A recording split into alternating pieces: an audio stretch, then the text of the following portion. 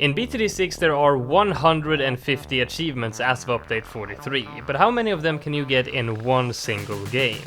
The first thing we need to do is figure out the map and the game mode to play. Chimps mode has a few different achievements, but getting several of them in one game is often impossible because one of them may make the other unbeatable. We would prefer a standard game mode on any difficulty to get the maximum achievements, but what about the map?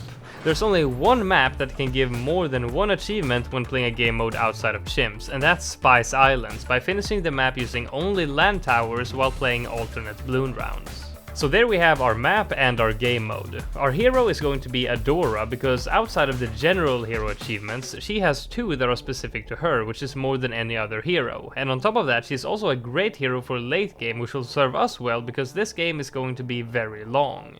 First of all, we have a few achievements related to using powers. After placing a tier 5 insta, we get our first achievement, and we will place 99 more instas for the Insta Sentry achievement later on, but I'm just gonna use my bad instas and sell them right away so I don't waste my good ones. I also made sure to leak all of my lives except one by timing the placement of my first Dart Monkey, and this is to get the Living on the Edge achievement for beating a non-Chimps or Impossible game mode with just one life remaining. We also need to use regular powers. I'm not sure if instas count as powers towards these achievements, so I just spammed 100 time stops that I had left over from one of my super late game videos. The game will start by doing a lot of farming, because we need a lot of cash to create a decent setup later on so we can make it into the late game. For the first 80 rounds we can't use any water towers since we need to beat the game without them to get the So Spicy achievement, but placing land towers on frozen water is still allowed.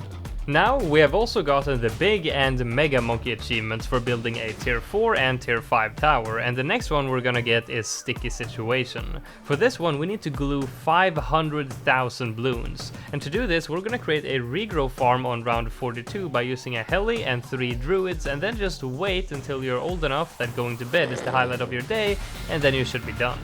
Then we get back to farming. We have a Ray of Doom to make sure that we're safe, but we're gonna try to get most of the pops on the BMA because we have two achievements that involve that tower. First of all, we need to get 900,000 pops before round 101 starts, and then in the super late game we need to reach a total of 1 billion pops. Once we've passed round 80, we've now gotten some more achievements. We've beaten an intermediate map, we have beaten Spice Island's ABR without water towers and with only one life remaining, so now we can go ahead and place water towers if we want to. And well before round 101 starts, we have now reached over 900,000 pops on the BMA, so that's the first achievement done for that tower. Now we need to place a lot of necromancers because we're gonna reanimate 250,000 zombie Bloons. For some of these achievements you may wonder, how do you actually know when you have finished the achievement since you're doing it on an account that has already gotten them? Well, for a lot of them I just checked my profile stats and I took screenshots before I started the game, and then I compare every once in a while so I know when to stop. And for some other achievements that don't have stats like that, for example the one to glue 500,000 Bloons, I just used other people's guides as a reference to how long it should take. Next, we aim the Dartling towards the entrance until it has 1 million pops for the re-gifted achievement, and then we place our hero Adora and sacrifice expensive towers to her to give her 10 plus levels in one round for the Kali Ma achievements. On top of this, we also get a lot of other achievements for just using the hero. At this point we have also since long ago reached over 50 monkeys on the map at once, and also more than 75 total active buffs at once, so that's another 2 achievements finished. We also reached 1000 lives, and we've started spamming transforming tonic abilities for the Freaky Friday achievements. Then we get 2 more achievements by creating our first Paragon and investing at least 401,000 when doing so. Once we're done with the Necromancers, we're gonna do the same thing but with Super Monkeys to get 25,000 critical hits.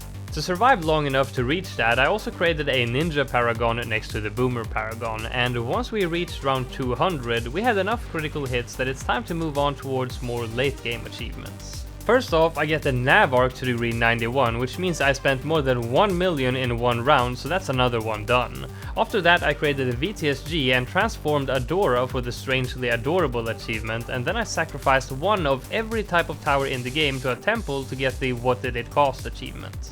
Before we continue working on our setup any further, we need to do another achievement that will require a lot of screen real estate: student loans. We fill up the screen with IMF loan farms in order to max out our credit card and buy Bitcoin on leverage, just like all of the internet gurus tell you to do. I'm the internet guru, by the way.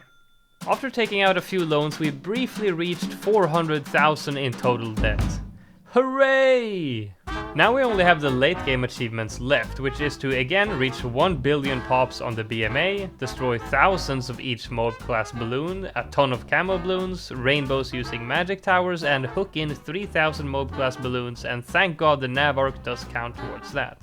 I started building my setup by getting all of the paragons, most of which are maxed out, and then a couple of temples and a few other towers, and also tech botted most of my abilities, but I still need to use Adora's Blood Sacrifice manually. I also added a Mordor Monkey to get the achievement for stripping DDTs of their fortification, and I also have a Bloon Crush to stop the DDTs where the Mordor is aiming to make sure we get all of them.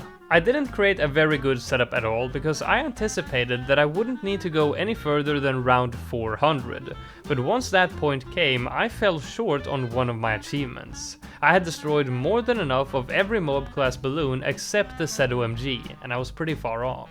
For regular blue Moabs, I popped about 63,000 of them while I only needed 25,000, but for ZOMGs I needed 5,000 but I got 4,723, so that's 277 more I needed, which might not sound very far off in terms of the number of ZOMGs, but in terms of time that would take several hours because of the slow rounds.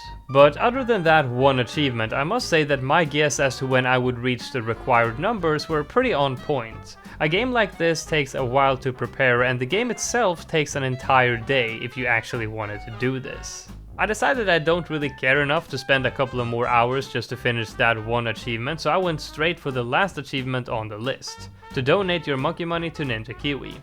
I intentionally lost twice and paid 500 monkey money each to continue, and that's the I'll be back achievement done. So how many achievements did I get, and could you get more? Well, it depends on what rules you want to set for yourself. It's like this.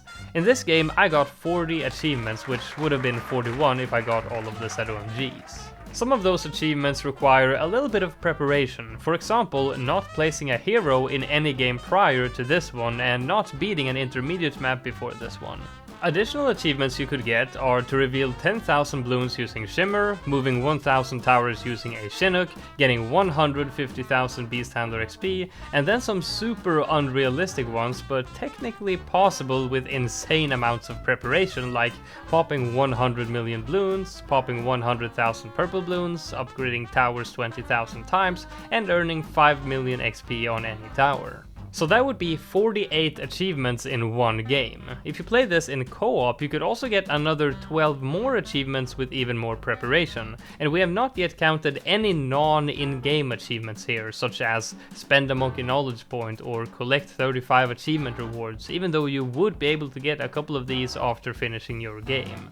So there you have your final answers, but does it make any sense to actually do this? Probably not.